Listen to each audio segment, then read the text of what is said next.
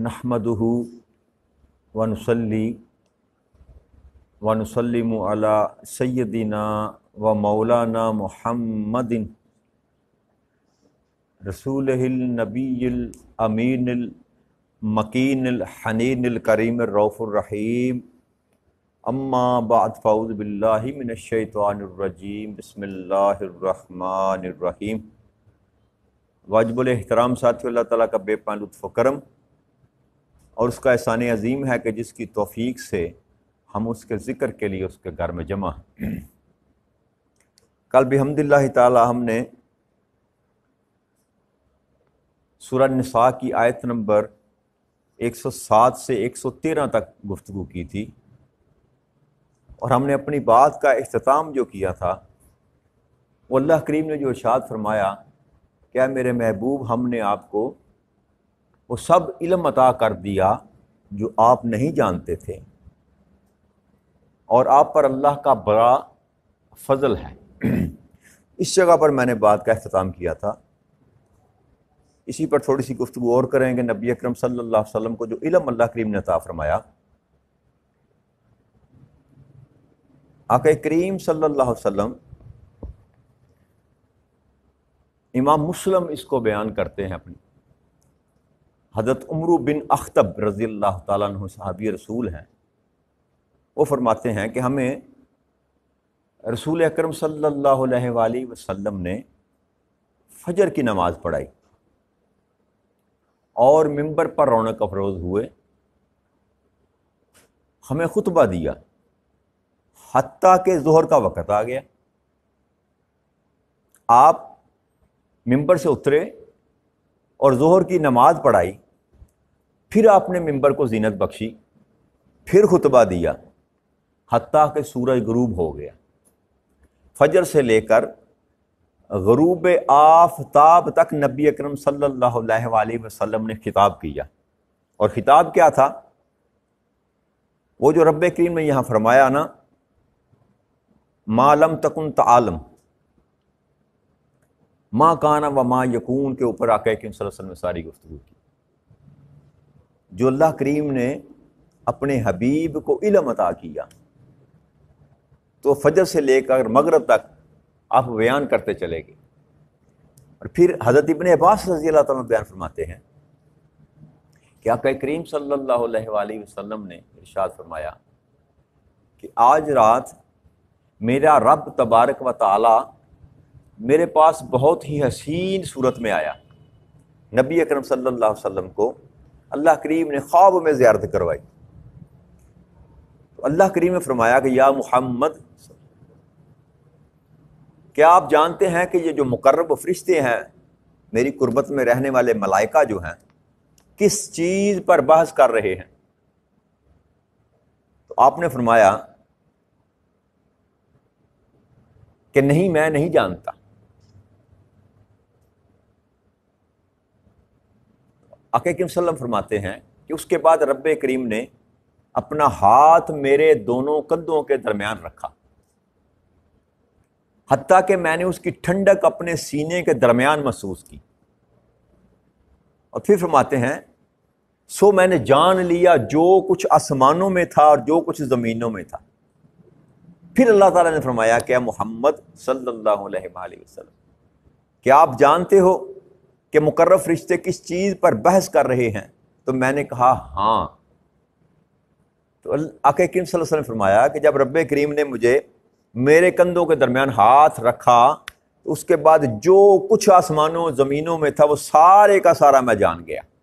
अल्लाह करीम ने सारा इल्म मुझको अता कर दिया। और इस हदीस को इमाम तिर्मिज़ी ने बयान किया, मसनद अहमद बिन हंबल में है, मसनद अबू याला में है और कई हदीस की कुतुब में ये रवायत जो है ये बयान की गई है। इसी तरह हज़रत मुआज़ बिन जबल रज़ियल्लाहु अन्हु बयान करते हैं कि एक दिन रसूल अकरम सल्लल्लाहु अलैहि वसल्लम फजर की नमाज पढ़ाने के लिए लेट हो गए। तो जब आप आए, सूरज निकलने के करीब था, हम इंतज़ार कर रहे थे, तो आक़ा करीम सल्लल्लाहु अलैहि वसल्लम तशरीफ़ लाए। आपने नमाज पढ़ाई پھر سلام پھیرنے کے بعد آپ نے بلند آواز میں کہا کہ جو جیسے بیٹھا ہے ویسے ہی بیٹھا رہے۔ پھر آپ ہماری طرف متوجہ ہوئے، پھر آپ نے فرمایا کہ میں تمہیں بتاتا ہوں کہ مجھے صبح آنے میں تاخیر کیوں ہوئی۔ آپ نے فرمایا میں رات کو اٹھا، میں نے وضو کر کے اتنی نماز پڑھی جتنی میرے لیے اللہ کریم نے مقدر کر رکھی تھی۔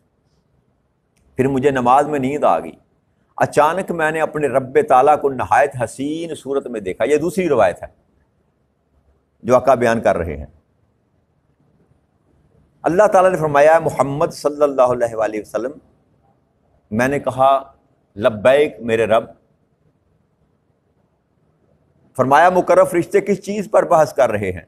میں نے کہا میرے رب میں آج خود نہیں جانتا، مجھے علم نہیں۔ یہ مکالمہ رب کریم نے 3 بار کیا، اور تینوں بار میں نے فرمایا کہ رب کریم میں علم نہیں رکھتا۔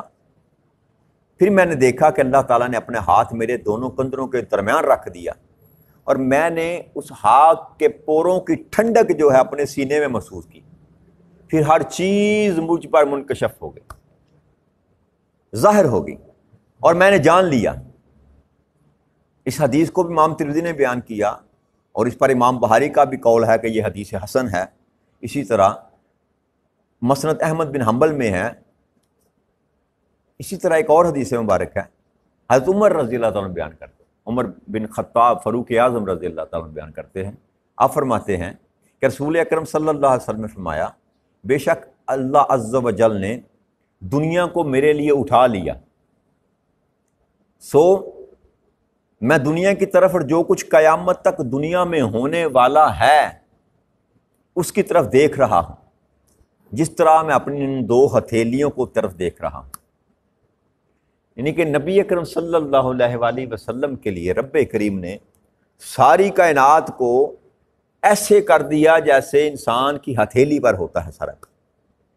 تو یہ اللہ کریم نے جو کل ہم نے گفتگو کی تھی نا، ما لم تکن تعلم کی بات، کہ اللہ کریم نے اپنے محبوب کو تمام علوم جو تھے وہ عطا کر دیے، منکشف کر دیے۔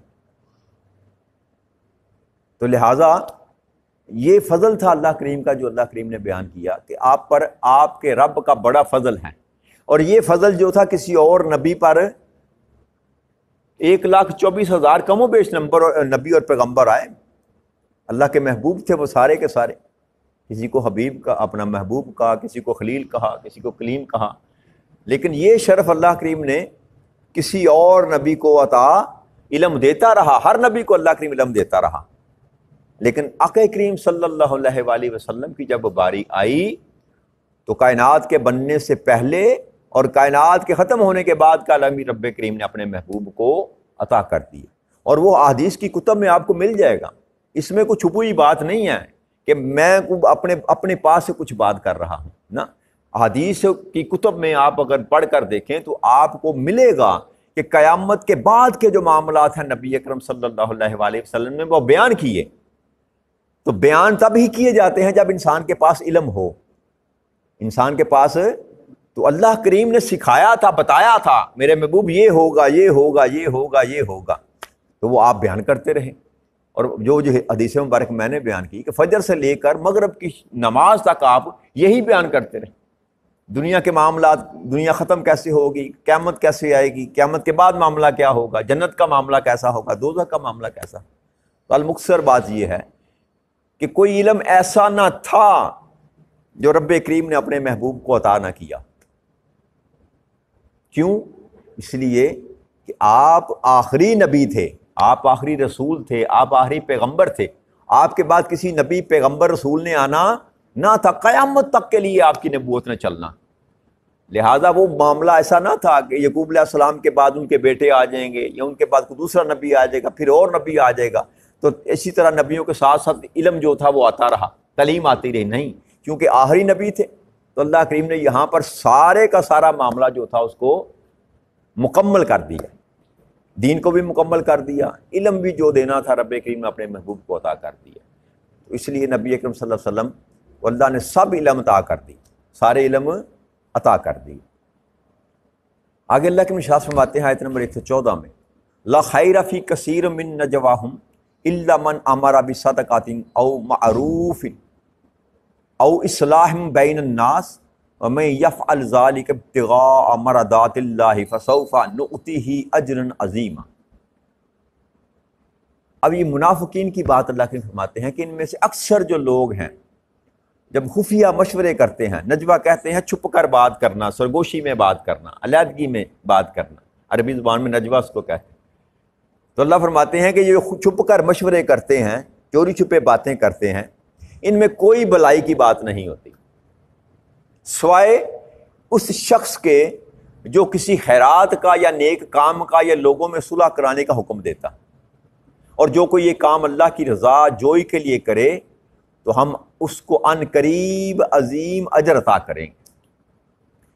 اب یہاں اللہ کریم نے پہلی بات کی کہ سرگوشی میں یا چھپ کر رات کے اندھیرے میں کونوں خدروں میں چھپ کر جو کانا پھوسی کی جاتی ہے نا، اللہ فرماتے ہیں کم ہی ہے جس میں خیر کی کوئی بات ہوتی، خیر کی بات جو چھپ کر کی جاتی ہے اس میں خیر کی بات نہیں، کم ہی ہوتی ہے، بلائی نہیں ہوتی۔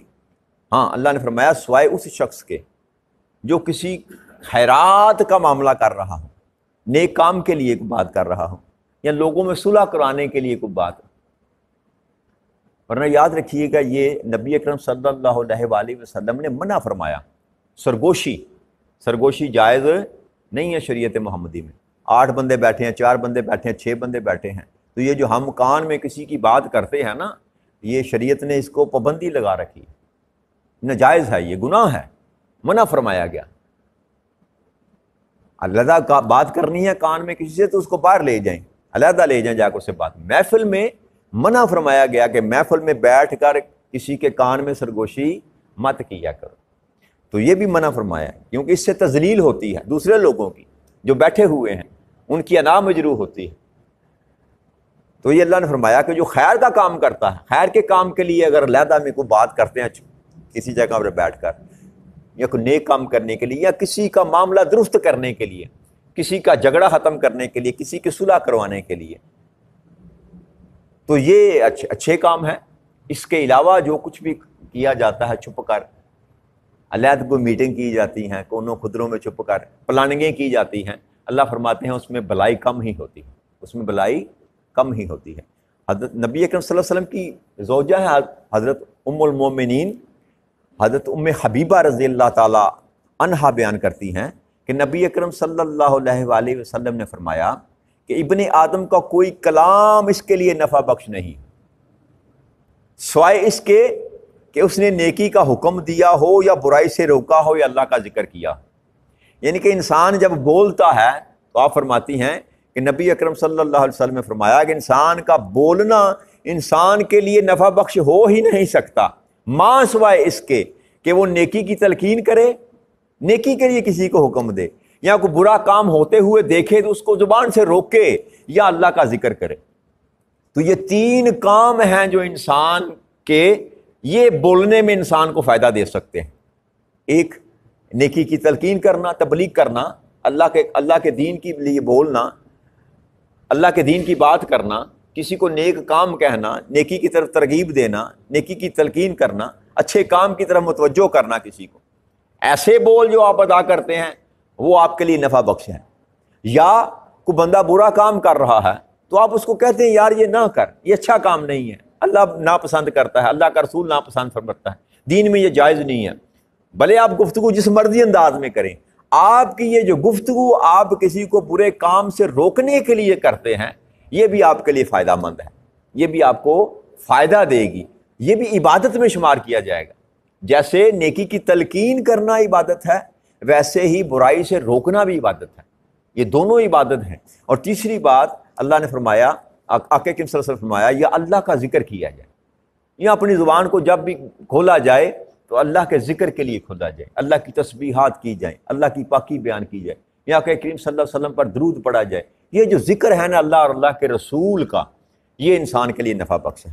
تو لہٰذا جب بھی زبان کا استعمال کریں خیر کے لیے کریں، زبان کا استعمال جب بھی کریں اچھا بولنا ہے تو بولیں، ورنہ خاموشی اچھی، ورنہ جب بھی بولیں اچھا بولیں ورنہ خاموشی اچھی۔ جب آپ برا کلام کریں گے تو نہ چاہتے ہوئے بھی آپ اپنے گناہوں میں اضافہ کر لیں گے۔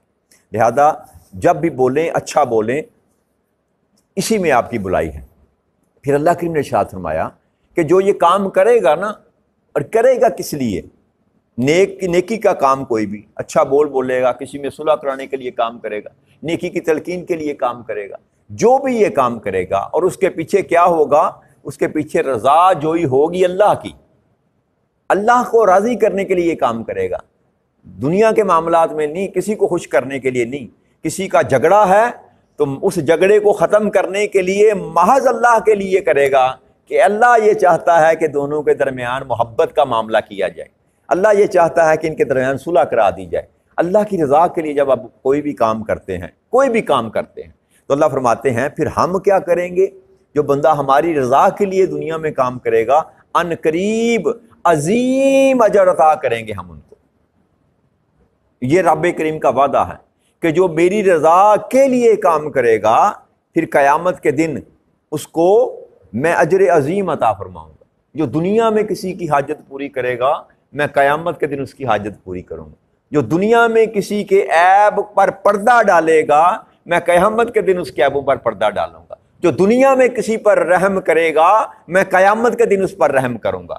تو اللہ کریم جو ہے نا، جیسا آپ معاملہ کریں گے خیر کا، اللہ کریم ویسا ہی آپ کے ساتھ خیر کا معاملہ کریں گے۔ اور پھر جو اجر عظیم اللہ نے فرمایا، یہ وہ ہے کہ جو اللہ کریم آپ کے کیے ہوئے سے بڑھ کر آپ کو عطا کرے گا، جس کو فضل کہتے ہیں، جس کو فضل کہتے ہیں۔ جو آپ نے کیا وہ تو لٹائے گا، اس کے بعد اپنے پاس سے تم کو دے گا، اگر آپ اللہ کو راضی کرنے کے لیے جو ہے وہ کام کرتے ہیں۔ آگے اللہ کریم نے ارشاد فرمایا، وَمَن يُشَاقِقِ الرَّسُولَ مِن بَعْدِ مَا تَبَيَّنَ لَهُ الْهُدَىٰ وَيَتَّبِعْ غَيْرَ سَبِيلِ الْمُؤْمِنِينَ نُوَلِّهِ مَا تَوَلَّىٰ وَنُصْلِهِ جَهَنَّمَ وَسَاءَتْ مَصِيرًا، کہ اب جو شخص رسول اکرم صلی اللہ علیہ وآلہ وسلم کی مخالفت کرے، آپ پر ہدایت آ جانے کے بعد، آپ کی ہدایت کی بات سن لینے کے بعد، جو بندہ آقا کریم صلی اللہ علیہ وسلم کی مخالفت کرے اور مسلمانوں کی راہ سے جدا راہ کی پیروی کرے، تو ہم اس سے گمراہی کی طرف پھیر دیں گے، پھیرے رکھیں گے جدھر وہ پھر گیا، اور بالآخر اسے دوزخ میں ڈالیں گے، اور وہ بہت ہی برا ٹھکانہ ہے، بہت ہی برا ٹھکانہ ہے۔ تو اللہ کریم نے فرمایا، اب یہاں اللہ کریم نے نبی اکرم صلی اللہ علیہ وآلہ وسلم کی مخالفت کو امراً حرام قرار دے دیا، کہ اب میرے محبوب کی ہدایت کی راہ واضح ہو جانے کے بعد، اب جو بندہ میرے محبوب کی مخالفت کرے گا، وہ یاد رکھے کہ ہم اس کو گمراہی پر جس پر پھرا ہے قائم کر دیں گے، پھر اس کے مقدر میں ہدایت نہیں ہوگی، اور اس کا ٹھکانہ دوزخ ہوگا جس میں ہم اس کو ڈالیں گے، اور بے شک وہ بہت ہی برا ٹھکانہ ہے۔ اس آیت کریمہ کی روح سے یاد رکھیے، یہ آیت کریمہ اس بات کی بھی دلالت کرتی ہے، جو پیچھے ہم نے مضمون پڑھا نا 2 دن پہلے، اللہ نے فرمایا کہ استغفار کریں، تو میں نے عرض کی تھی کہ اس کا معنی بعض لوگ یہ لیتے ہیں کہ شاید نبی اکرم صلی اللہ علیہ وسلم کی کوئی معصیت کی تھی، استغفر اللہ نعوذ باللہ، آپ سے کوئی کام ایسا ہو گیا تھا جس کی وجہ سے اللہ نے فرمایا استغفار کریں۔ تو یاد رکھیے، نبی، میں نے عرض کی تھی کہ ہر نبی معصوم ہوتا ہے، اور تمام معصوموں میں سے بڑھ کر جو معصوم ہے وہ آقا کریم صلی اللہ علیہ وسلم کی ذات ہے۔ اس پر یہ آیت کریمہ جو ہے یہ دلیل ہے۔ آپ پوچھیں گے وہ کیسے؟ اللہ نے فرمایا جو میرے محبوب کی مخالفت کرے گا میں اس کو جہنم میں پھینکوں گا۔ اب اگر کوئی کام ایسا جو نبی اکرم صلی اللہ علیہ وآلہ وسلم نے ایسا کیا ہو جو غلط ہو، استغفر اللہ نعوذ باللہ، آپ کو سمجھانے کے لیے میں لفظ بھی ادا نہیں کرنا چاہتا، آپ کو سمجھانے کے لیے، اگر نبی اکرم صلی اللہ علیہ وسلم نے کوئی ایسا کام کیا ہو جو معصیت میں شمار کیا جاتا ہو، تو اللہ کہہ رہا ہے اس کی مخالفت کو جو کرے گا اس کو جہنم میں پھینکوں گا، تو پھر معصیت کا کام کرنا ہم پر فرض ہو جائے گا۔ جو کام نبی اکرم صلی اللہ علیہ وسلم سے استغفر اللہ نعوذ باللہ اگر غلطی میں سرزد ہو گیا تو ہمارے لیے تو وہ سنت بن گیا، ہمارے لیے تو وہ حجت بن گیا، اگر ہم وہ نہ کریں گے تو ہم گناہگار ہوں گے۔